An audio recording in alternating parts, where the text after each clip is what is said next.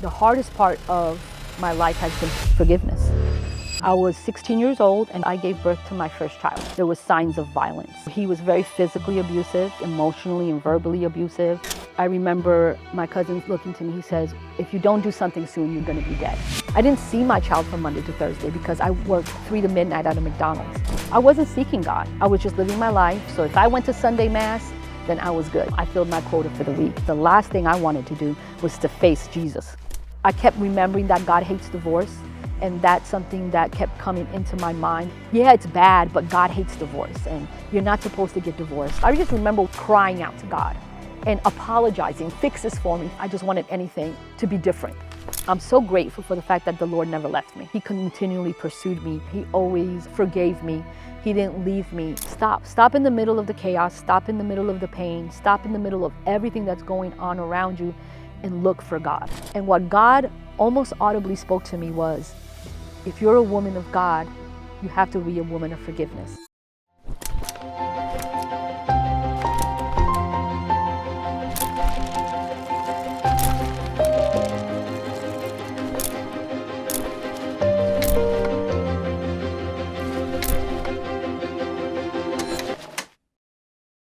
Hi, my name is Gladys Alexander. I've been at One Community, I want to say somewhere between 3 or 4 years. I'm not exactly sure. I started coming when the Garland campus was planted and opened. I love being here. I think being here at One Community has really allowed me to tap into who God really says I am, feeling comfortable with who He told me that I was a long time ago, but it was not until I got here that I really understood that and accepted it. I am the product of a single mom, first generation American born in this country. My mom immigrated here from the island of Cuba, and I was raised by her since I was a little girl in New York City. I was actually born in Atlanta, but raised in New York City, Queens to be specific, and really raised in a very traditional Hispanic household when it comes to being raised not only by my mother, but by my family. So I grew up around aunts and uncles and cousins, and that just had a really big impact on who I am today. I was raised in a house of faith. My mom being from another country and being a single mother had a really big impact on my faith journey. Just because we didn't have a lot of things that a lot of people had. We didn't have material things. We grew up in a, probably I want to say about 400 square foot apartment. We call them studios in New York City. So one big room with a kitchen or a bathroom. It was my mother, my sister, and myself. And I'm the oldest of the 2 girls that she had. And so we just didn't have a lot of things growing up. My mom suffered a heart attack when I was a child. So that gave her a disability. So where she really didn't have permanent employment. And she used to tell us all the time, there's a lot of things that other people have that I can't give you and I can't provide for you, but I can provide Jesus. So I think, to this day, I wish my mom was still here so I could tell her every day that she gave me the best gift ever. We weren't allowed to participate in a lot of activities that other people participate in just because she was always took the responsibility of being a single mom, raising 2 girls really seriously. So we weren't allowed to play outside without supervision. We weren't allowed to ride a bike until we got older. Just anything that she felt or she determined that could put us in danger, we just weren't allowed to participate in. So the safest activity that she offered to us at that time was church. So everything that went on at church, it didn't matter what it was, we participated in. So I just grew up always in the church, serving, watching her serve. We did youth group, very involved in youth group. I started doing local missionary things at a very young age. The first time that I would say I personally encountered my relationship with God was probably around 11 years old. The church had taken us to serve with Habitat for Humanity. And I remember very distinctively just feeling a lot of joy about what I was doing and just really liked how I was serving in that moment.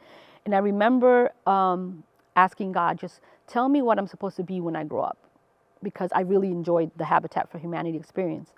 And I kid you not, it's like I could audibly hear him say, you're going to serve me for the rest of your life. That's what I want you to do. And being around somewhere between 11 and 13 years old, that's like a big thing to hear. And really, honestly, when I told other people about it, they kind of looked at me skeptically, like, really? Like at that age, you can know this? But I did.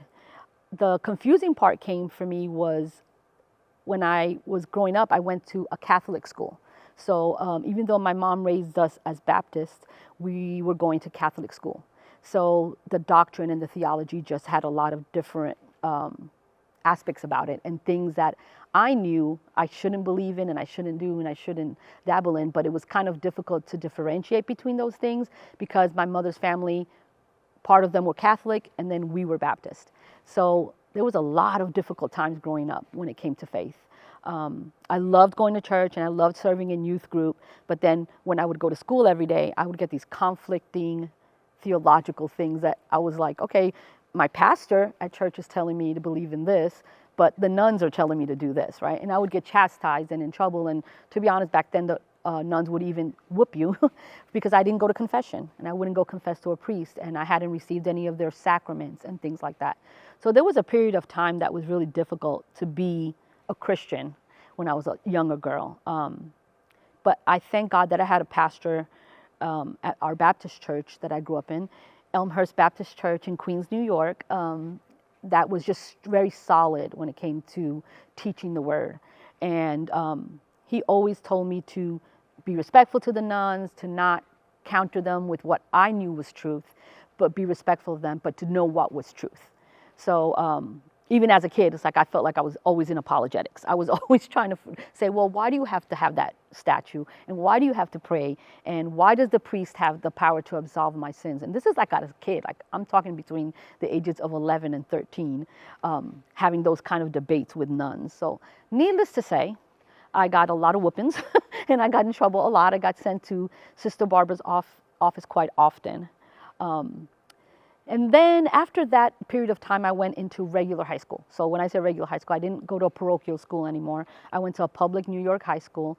And by that time, I had met who would end up being my husband, but was my boyfriend at the time. And we were just kids, really, really young. And I guess that's when my rebellious spirit started, being like a freshman in high school and experiencing what I thought was love as a kid at that time from a young man. He paid me attention. He did things that were nice. He catered to me and was very gentleman-like with me when I was a kid. And having not grown up with a father in a home, I think I really enjoyed that. I enjoyed seeing a man take care of a woman, even though we were kids, we were girls, right? I was a girl and he was a boy and we were so young. But out of that relationship and the rebellious spirit that I've had in me, even when I was debating with the nuns, just transferred over to being a teenager. And no matter what anybody said about, you're too young to have a boyfriend, I had a boyfriend. If you fast forward a little bit through that whole thing, I became a mom. We became parents at a very young age. I was 16 years old and he was 15 because he was a year younger than I.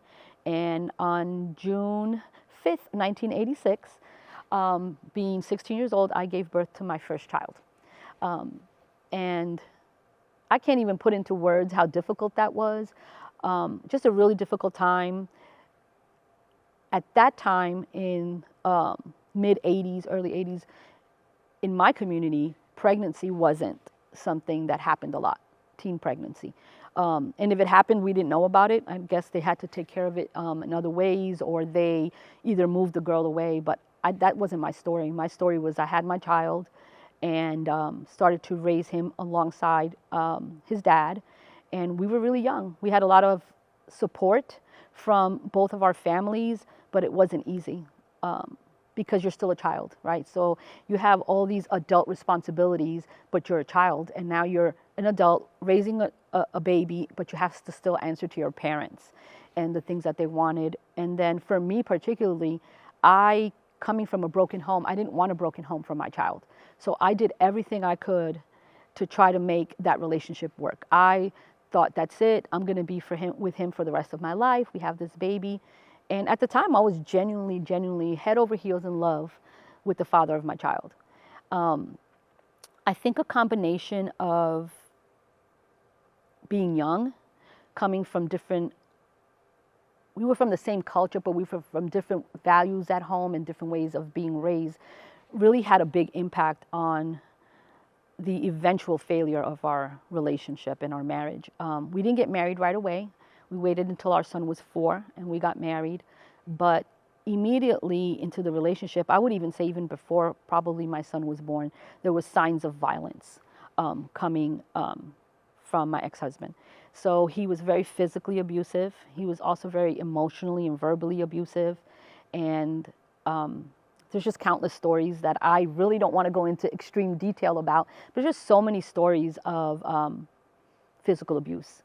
I can look back still to this day through pictures and albums of that period of time in my life and see a black eye, or I can see at Christmas, or I can see pictures that just will spark a memory, and it's always tied to something that wasn't positive. It wasn't good.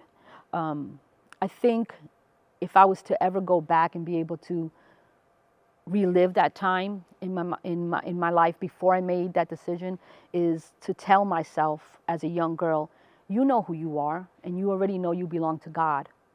Why do you pursue someone who doesn't have that same relationship with me? And I think that's what happened. The importance of being equally yoked is such a huge part of a relationship, because if you're a believer and you were raised in faith and you were taught what God says about life, about how we're supposed to live our life, there's no way that you can successfully partner with somebody who doesn't have the same belief, because their character is different. The things that are important to them are different. They're not pursuing pleasing God, and they don't have a relationship with him, and they don't know. And I think that had a lot to do, amongst so many other things, with the failure of our relationship. Of course, being immature in age, and then you top that with being immature in faith and in spirit, and the choices that you make in your life had a lot to do with it. So we got married. Everybody was on board at the time with us getting married because we'd been together. We had a 4-year-old son. So they thought this was great. This is wonderful. They're getting married. I would say probably like a year and a half into our marriage. I'm trying to think. We got married in 1990. So by 1993, I was pregnant with my second child, my daughter, Daniela, and everything was going good as far as what everybody saw on the outside. But the abuse continued.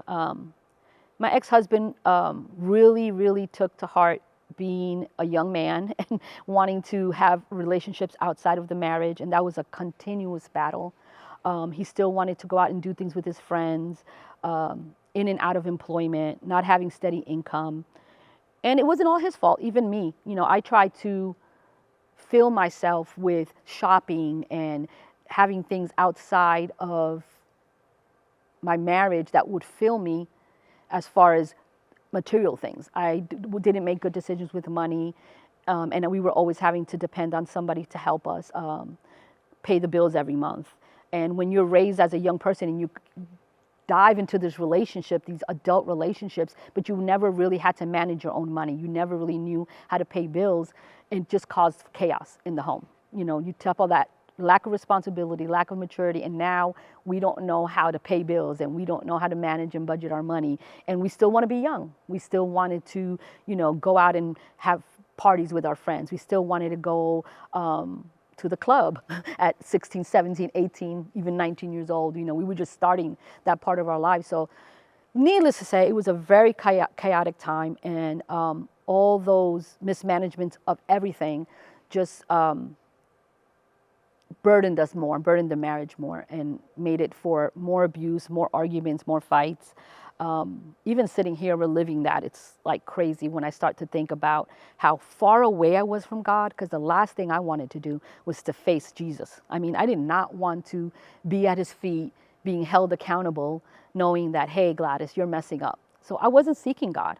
I was just living my life. I started attending the Catholic Church because that's what my ex-husband's faith was. And part of me was like, as long as I'm in church, it doesn't have to be the church I grew up in. It doesn't have to be a personal relationship with God. I was filling the quota. And if some of you know a little bit about Catholicism, it's very much about what you put in, how you pay, what you earn as a believer. as a believer. So if I went to Sunday Mass, then I was good. You know, I filled my quota for the week. And that's really what my faith had become at that age. I think about it now and it's so sad because I remember being 13 and 14 and even 15 and having a voracious desire for God's word and just not ever getting enough of serving and spending time with God and seeking godly friends. And then you fast forward to that time in my life where that's the least thing that I wanted. And I realize now at 56 years old that where I'm much more spiritually mature, I realized that I was just not wanting to face. I didn't want accountability, and I knew what that was. So I would say, I don't even know how long we were married, but eventually Gladys got tired of the abuse and Gladys got tired of not knowing if she was going to make it. After a couple of emergency room visits, quite a few emergency room visits to be honest, one of my relatives, one of my cousins looked at me, and I was in the emergency room for a really bad concussion because got hit in the temple and I had passed out crossing Queens Boulevard, this really big boulevard in New York, walking from my ex-husband's home to my mother's home. And I remember I passed out and was taken to the emergency room. And when I woke up, my cousin was there, my only male cousin. And he was trying to get me to say my ABCs. I don't remember if it was him or the doctor. And I couldn't recite my ABCs because of the impact of the concussion. And I remember my cousin looking to me, he says, when are you going to get tired of this? Because if you don't do something soon, you're going to be dead. And for some reason, that really impacted me, but not enough to leave. So I started, I always had a really good job. So I was always a person that was very blessed. God showed me so much favor in the positions that I was able to acquire, even though I had stopped going to college and didn't finish. He just always provided me with these great circumstances. And I just think it was in his pursuit of me. But I was working at the United Nations, and I was working at a karate school in the evening and teaching martial arts. It was a passion of my ex-husband, so we were all doing it as a family. And quite honestly, in the back of my head, I was like, this might be a way for me to defend myself someday. And I laugh about it now, but I really remember thinking that, like, one day when he goes for me, I'm going to be able to stop it. I'm going to be able to defend myself. So I was doing that in the evening, and we became friends with a young couple that was attending there, and really friendly, spent time in each other's homes. And my ex-husband ended up having an affair with this young lady, someone who I was very close to, someone who I spent a lot of time with, someone who I called a friend, or so I thought. But she ended up having an affair with my ex-husband, and I guess that was my ticket out.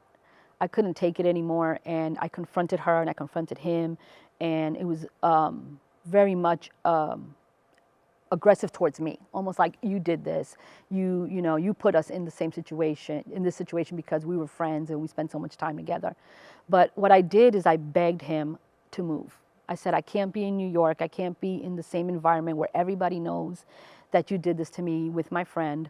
And literally got on an Amtrak train to Georgia, literally did that with my 2 children and $72, and left New York City, left my entire family, everybody I knew. By that point, I was in my late 20s, and I had only lived in a probably 10 to 12 block radius my whole life. And I got on that train and moved to Georgia. Why Georgia? My biological father, who I wasn't raised with, who I had come to have somewhat of a relationship with, was living in Atlanta. Oh, that's where he's from. And that's where I fled.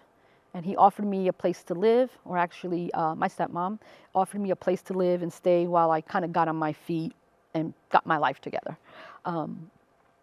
Being in Georgia was such a culture shock for me. I was almost 30 at that time, and I didn't drive, did not have a driver's license.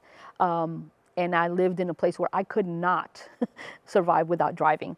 And I remember I needed to work. And one of the things that I never wanted to do, and that's not in any judgment of what we call the welfare system. I don't know really what it's called now, but in New York we called it welfare. I grew up on that system. So I grew up on food stamps, and I grew up on the monthly money that the government gives you and all of that. So I knew what that life was like, and I knew how you can get caught up into it, and sometimes it could become a crutch for some people. So when I got to Georgia, I was like, I as a teenage mother, never got WIC, never did that. I worked throughout my whole teenage years to provide for my son. And I said, I don't want to do that even now, being in Georgia. So I said, I'm not going to do that. I'm not going to get on that system. So I would walk miles through this big field from my father's house to the main street in Duluth, Georgia, to look for a job. And I found a job at a restaurant called On the Border, and I started working there. And I would walk there to that job. And I just remember in those times where I was walking to that job, I just felt so scared, and I felt so lonely because I had lived my whole life around my family, and especially my mother. Like, my mom always lived with me. I was an adult when I got married. My mom came to live with me. I didn't go live with my mom. My mom came to live with me. So I had never been away from my mother. So it was so hard. Now I'm here, and I really didn't have a strong relationship with my father and his wife and my younger brother. I knew them, but it wasn't the same relationship that I was accustomed to when it came to family. So I just remember walking through that field to go to work and crying out to God and apologizing to God. I was like, if I apologize, if I admit that I did so many wrong things and that I didn't seek you and I didn't have, a relationship with you, I didn't do better, I made the wrong choices. And I used to cry out to God walking there and say, just, fix this for me, fix this for me. I just wanted anything to be different. And in Georgia, I would meet people that would have churches that they were going to, and they would have relationships with God, and they would always ask me, like, you know a lot, like, you have a strong faith, I see it in you, do you want to come to church with me? But here I am again. I didn't have a car, I didn't have to get a way to get around, and I would have to depend on other people to take me everywhere, and that was really difficult for me. But slowly but surely, I started developing somewhat of a community. It still wasn't probably the one that I needed, but friends and things like that, but still not doing the right thing. Going through the separation and the divorce process was really hard. I kept remembering that God hates divorce, and that's something that kept coming into my mind and coming into my head, like, yeah, it's bad, but God hates divorce, and you're not supposed to get divorced. And do you want to end up like your mom, a single mom with no husband and who got divorced? And that was just always speaking to me. And I think one of the reasons that was such a big challenge is, like, even when you grew up in church, I don't feel like it's a subject that's really spoken about.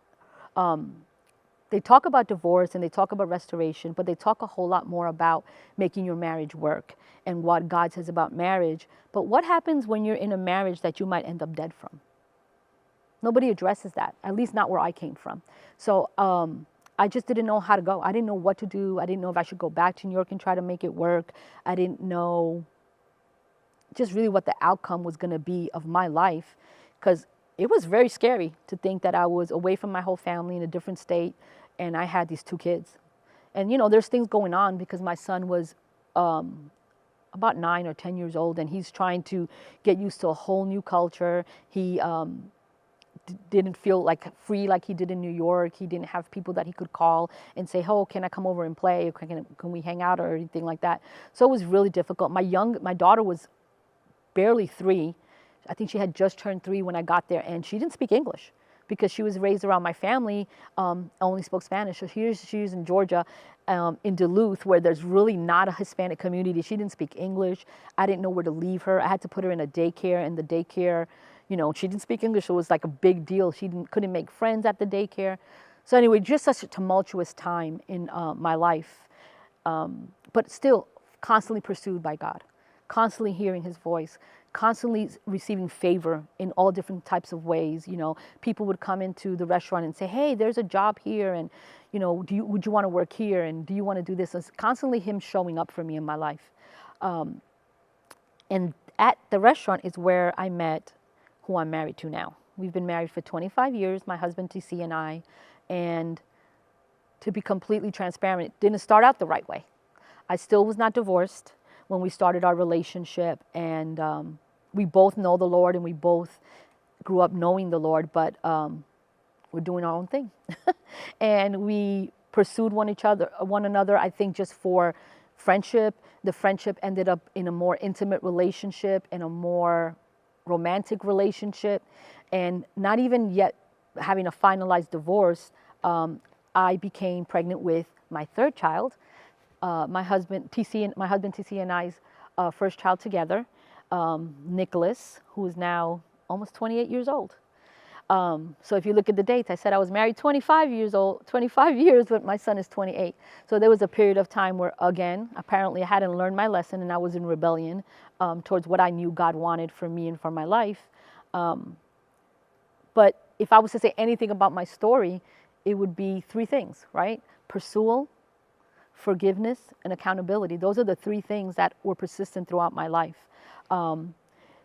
We end up finalizing my divorce, and TC and I are together, and we have Nicholas, and we eventually get married and have a beautiful home. We've been just blessed with favor to have a good marriage, to have raised beautiful children who know the Lord. Even as adults right now, we are a very blended family, and we have, I wouldn't say perfected that, but we're doing a really good job at the blended family thing that is so popular nowadays.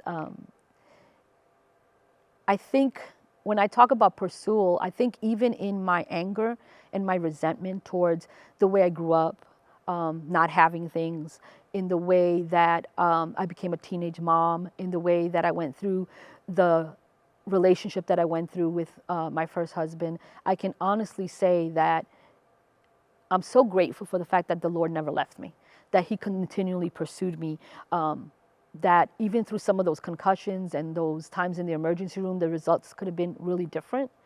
And I can sit back now and say, oh, wow, you know, He was always there. He always granted me favor. He always forgave me. He didn't leave me. And I think that's like the biggest thing that I would tell people now is like, just stop sometimes. Stop in the middle of the chaos. Stop in the middle of the pain. Stop in the middle of everything that's going on around you and look for God. And when I did that, He was always there. So if I look back at the times that He was pursuing me and I was in rebellion and I just didn't want to accept things for the way that they were, the hardest part of my life has been forgiveness. And it's been forgiving my father, my biological father, for not being there. I used to go to sleep at night and say, how does he go to sleep every day and not know if we have food, if we have everything that we need to survive?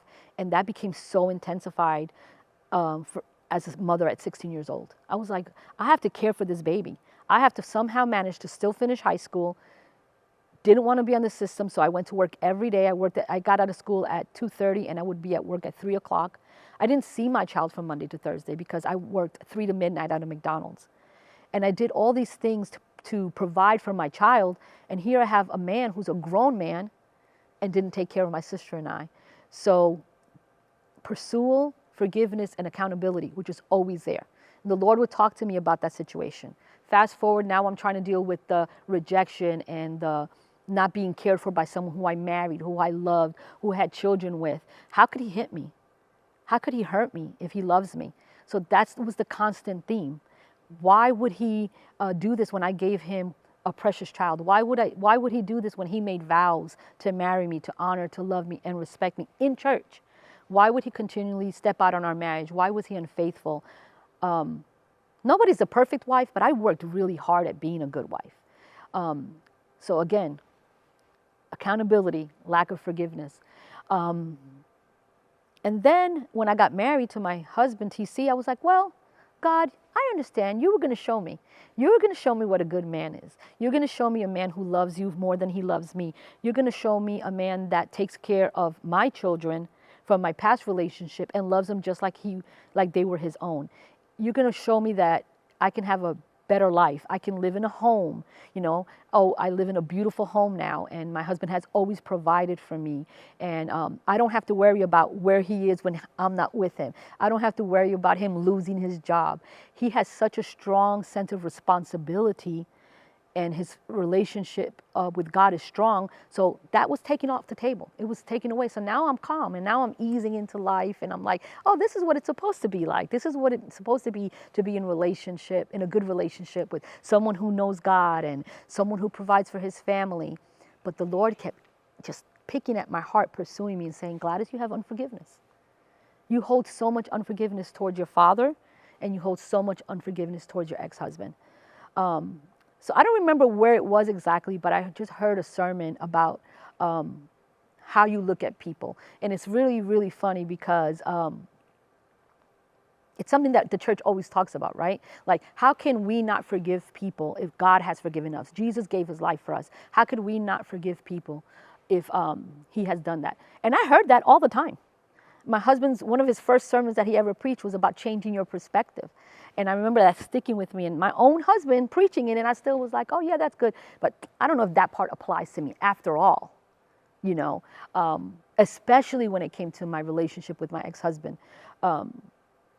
My husband was such a good stepfather to our kids that I didn't really look at the fact that I should nurture or I should do something different with that relationship for the sake of my children and my grandchildren. We were okay. Like when we saw each other, it was awkward, it was weird, and it was just okay. But now I can look back and say I harbored so much bitterness and I was so angry. So when my husband preached that sermon, Change Your Perspective, that's, I think, when the seed really was planted. And I started to look at my ex-husband as a person. And I started to really look at him as, where did he come from? He was just a boy, just like I was just a girl. He had his own trajectory with prior abuse or prior situations that made him who he was. I had a really, really good relationship with his mom, and I knew the things that his mother and his father had told him about being a man, about living your life and getting everything out of your system before you became a husband and a father. So I knew that a lot about the decisions that he made and the way he lived were tied to how he was raised. So we go back to that unequally yoked, like I should have seen it then, you know, but I didn't. I ignored it.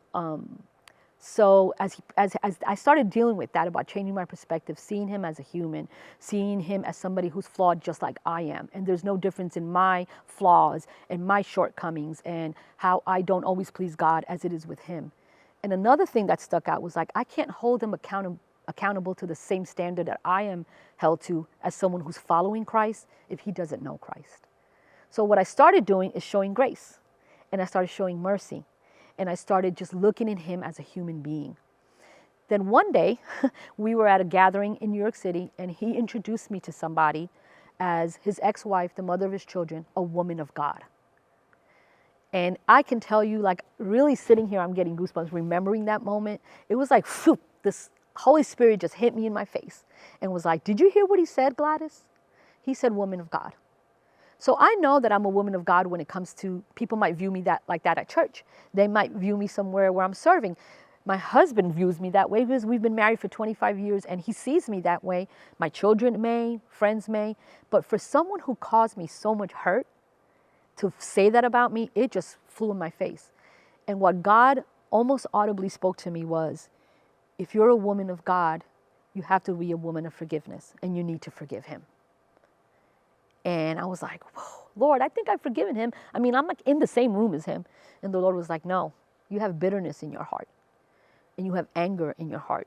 And whenever the subject comes up of something about him, you speak about it in anger and you bring it up to people almost for people to know his shortcomings and who he was. And I was like, wow. So I just kept taking it to the altar. I kept taking it to my own prayer room in my own prayer life. I kept taking it to the altar whenever I was at church, like literally any church I was visiting, or even here at One Community 4 years ago, I was literally bringing it to the altar whenever I could. And then it's like one day out of nowhere, I don't remember exactly what the family function was that was going on, but I literally gave it away and it was like everything was removed. And I started just looking at him. I always had a great relationship with his family. I always had a great relationship with his current wife. There was always that relationship. And my husband, who I'm married to now, this is going to get confusing with the ex and the husband, but my husband, TC, who I'm married to now, when our kids were little, we went to New York on a trip, and we would always have like this chaotic time of exchanging the kids in New York City so they could spend time with each sides of the family. And TC looked at my ex-husband and said, hey, where are you guys headed to now? We were meeting in the city. And he was like, oh, I don't know. I think we're going to head over to Chinatown or something like that. And my ex-husband was like, do you care if we all do it together? That way the kids don't have to choose. And that's where it started to change, where we would go home for Christmas and we would spend time together.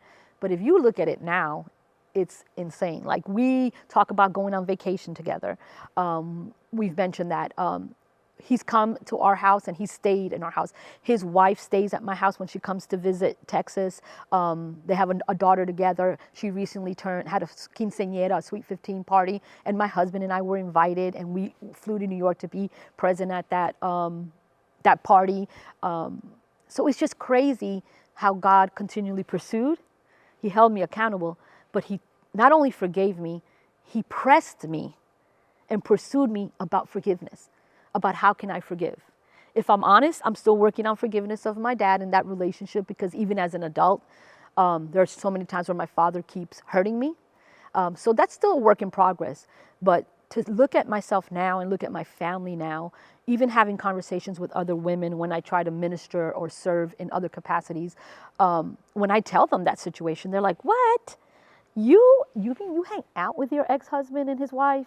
You and your husband, your current husband, like, you spend time with him? I'm like, absolutely. And God is so funny the way he works. Because let me tell you, my daughter went through a divorce, and she's really struggling. She's really struggling blending. She's really struggling having a good relationship with her ex-husband. And one of the things that she comes to me and tells me all the time is like, Mom, you and Dad were such a great example of blending families.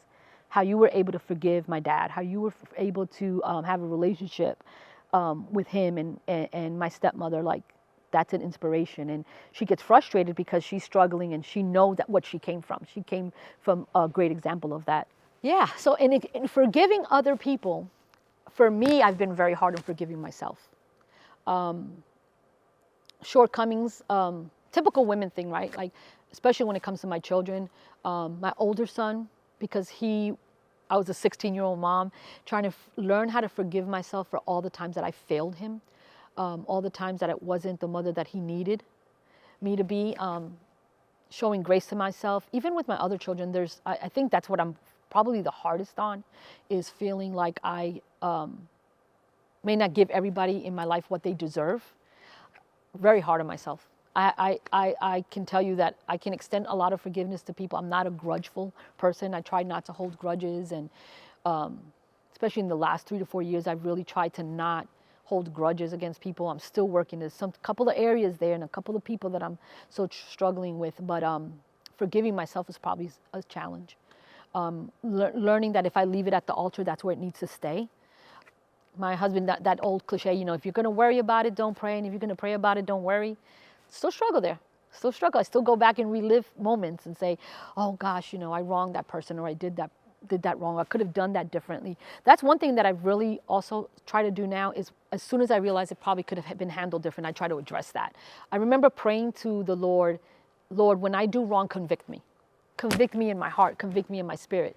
And be careful what you ask for, because he will listen and he will give you that. So now when I say things, I know recently I said something to my son at home, and my daughter told me, she's like, Mom, that came out wrong. You could have said it different. And I kind of relived it in my head. And I was like, you know what? You're right. I could have said that different. And I went and apologized to him. And I said, hey, it isn't that I don't feel the way I felt, but I could have said that differently. I could have presented that differently. Yeah, I do that now. Or I didn't do that then. And I think I do that now based on the fact that I held on to something for so long. I don't want to do that again. I don't want to go to sleep at night holding these burdens and holding this lack of forgiveness. You're bound. You really are bound when you hold that in your life, and you're not forgiving other people. And the person is just walking along on his or her merry way, and you're sitting up thinking about it. And I was really that person sitting up thinking about it. So forgiving myself is still an area. I think some areas I've forgiven myself about, but other areas, still working on it. I ended up in Texas because I met my husband in Georgia, and he's actually from Texas, Oklahoma. So his family's from Texas, but he grew up in Oklahoma, and his parents started to get sick and get older, and he wanted to move back to Texas to get closer to them. So that's how I ended up in Texas. I went to another church for over 20 years, and we ended up at one community. To be honest with you, I was kind of like cheating on my old church because I was a member at my old church. My husband served in ministry there he was a minister there, but I always would come to one community for a women's Bible study. I would always come to women's Bible study here. And then we came a few times on Sundays, but we were still members of the other church and serving actively there. One of my husband's best friends for over 35 years has been at OCC since they were back in the hotel. So that's kind of how we got introduced to One Community, and we started coming here. I started coming for Bible study. And to be honest, my growth at One Community, the reason why it's so incredible to me is because the prior congregation that I went through, I have deep love for them, and I have great friends and family even that's there. But as far as being a woman for teaching and preaching and things like that, they have a different mindset about it. So I never felt like I was able to fully walk in what my calling was. And then I came to One Community, and here's Pastor Conway teaching about leadership and teaching about the core meetings where you learn things that you can apply that are biblically based, but you can apply them into your career. You can apply them to so many different aspects of your life. So I was just like, wow, like this whole other door or window opened, or I saw everything with new eyes when it came to my faith. When I came here, I'm like, wait a minute, he's teaching on this and he's teaching that. And then, you know, these handouts that we get in there, so I could take them back home and I could study them on my own time. Then I was introduced to Leadership College, and I was like, wait a minute, I could go to Leadership College and I can learn this stuff. So I did Leadership College, and then School of Ministry came up, and I was able to attend School of Ministry. It was 5 of us. I was the only lady in that class, and that doesn't sound like a big deal maybe at One Community because there's a lot of women leading, but from where I was coming from, I was like, wow, that's great. And I got licensed as a minister here at One Community on New Year's Eve about a year and a half ago. So when I came here is when I really started learning more about not just the faith that you say, not just the faith because you believe, but knowing what my faith is, knowing what the Bible says, contextually opening it up and saying, okay, let me take this in context. You know, all the different tools that they give us, women's Bible study just all the time. Like I feel like I'm a new person every Wednesday when I come and attend, and I learn something new, and how to study the Bible, how to apply it, looking at different ministers, you know, the preaching pastors that we have that come here. Like I was in a world where I thought I knew religion, and thought I knew my faith, and I thought I knew how to study the Bible. But when I came here, I was like, oh, wait a minute, there's all these other things that I could do to learn about His Word. Our equipping center, just so many things that I have learned since I've been here. So that's how I got, it's just changed my life dramatically. So I think in going back to think about how did I overcome all those things, whether it was physical, verbal, or really the verbal and emotional abuse. Part of my saving grace for that was my mother was always in church. So when my mother was alive, it didn't matter what I was going through or what was going on. You know, when I became a teenage mom, when I was going through the abuse, that she also, by the way, physically with her own eyes watched me go through it because she lived in my home. The way that I was able to be reminded of who God was because still He was pursuing me. So I couldn't even control the fact that I was drawn back to the Word or back to some type of program, something that always reminded me of who God said that I was. But more than anything, my mother would cry and beg and sing coritos, canciones de alabanza, which are worship songs in my home all the time, even as a married woman. Her living with me, her still pursuing her relationship with Christ and speaking those things to me, telling me, you know, Dios te ama, the Lord loves you, te protege, He protects you, camina contigo, He walks with you. Constant, that was constant. Her taking my son, you know, I was a teenage mom, her taking my son with her to church, inviting me all the time, even if it was for moments. When I sat with my mom at the kitchen table and she was doing her study. And I might have just been there eating or doing whatever. We didn't have cell phones back then. I didn't have a cell phone back then, so I wasn't scrolling. I was just listening to her, you know, and she was, now that I look at it, my mom was really intelligent because she would say, I have to read out loud. I have to read out loud. And she would just read the word in Spanish out loud. So I think that's what it was. Just God always provided people around me, specifically in the way of my mother, to remind me, because it does get to you. If someone is not only hurting you physically, but is hurting you in spirit and words, and no matter how strong you are and how much of, like people now say, the way you are, I can't imagine someone doing that to you. And I'm like, hey, when you're in love with a person and you're in that situation, that's who you are in that moment, you know, and it takes a lot. I think just He always found a way to get me to remember that I was a child of God. God just always reminds me, you're who I say you are, and he'll use my gifts that sometimes I carry as a burden to want to talk to people and share with people. He'll use that as a way, like it's just like redirection, it's just redirection. Now I take the talkative part and I teach. And I've been asked to go to different churches to speak and to teach at different women's events or domestic abuse shelter. I've done that, things like that. So God has shown me, hey, what you're viewing as a burden and what you're viewing or other people might use as one of your flaws, I'm going to use for my good. Because I told you at 12 years old, you're going to serve me for life. So now that's upon me. And now that's what I try to do. So really, that's my story. Trying to tell people, like, it doesn't matter how you were raised, what you didn't have and what you wish you had or what you wish God would have provided. If your family's providing you faith, if you have an opportunity to know Jesus, if you have an opportunity to pursue your relationship with Christ, do so. Remain faithful. Go against the culture. What everyone tells you that your teenage life is supposed to be like. What you're supposed to party. At 17, you're supposed to be doing things. No. If you have a relationship with God and God has pursued you, be honest to that. Like-minded people, that's huge. That's huge. And that's what I try to show my children, that who you hang out with, who your friends are, who you surround yourself with is really important. For a long time, I confused doing ministry with having the right people around me. And sometimes I was like, oh, but if I want to do ministry, I have to hang around certain type of people so that I can minister to them. And that's not always true. It's who you let into your inner life, who you into your inner circle, who's influencing you, who are you allowing to influence you. God is going to constantly pursue you.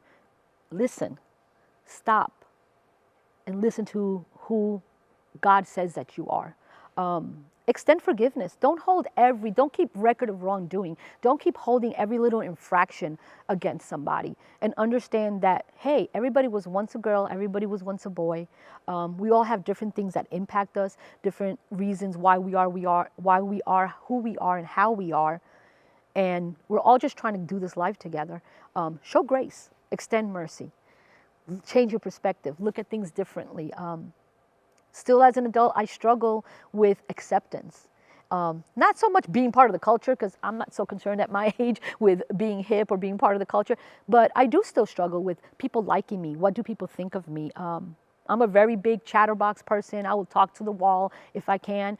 And there are many times where I sit by myself and I'm hard on myself, and to the point of tears, where I wonder if that's all people see in me. I wonder if that's all they see. If all they see is that I like to talk and that I tell everything and that I'm very friendly and that I'm over talker and an oversharer, like Pastor Conway says.